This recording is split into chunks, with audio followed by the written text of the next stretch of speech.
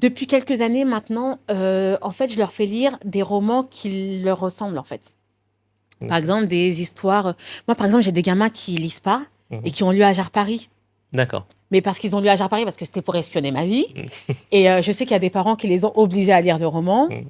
Et par exemple, j'ai un gamin que j'avais en classe en quatrième qui bossait pas du tout, mais qui était soninké parce que je savais qu'il était soninké parce qu'il faisait exprès de parler en soninké pour me faire réagir. Et un jour, il était puni dans le bureau du principal et le principal adjoint lui a dit est-ce que tu as du travail à faire? Il a dit non. Il a dit bah, t'as pas de travail, tu vas lire le livre de Madame Dramé. D'accord. Mais le gamin, moi, il a jamais lu un livre que je lui avais donné à lire. Et le principal adjoint est venu me voir, il m'a dit, il a lu le livre et il l'a vraiment lu parce que je lui ai posé des questions et il a répondu. Alors, il l'a pas lu en entier parce que Mhm. c'était 2 heures. Et il est venu ensuite me voir et il m'a parlé, oui, pourquoi vous n'avez pas aimé le village? Lui, j'avais compris qu'il avait été un peu bloqué quelques années au bled, parce qu'il était un peu Ouais. turbulent. Ouais. Et il me dit, oui, pourquoi vous n'avez pas aimé le village? Moi, j'ai D'accord. aimé le village. Et on a discuté du roman. Mhm.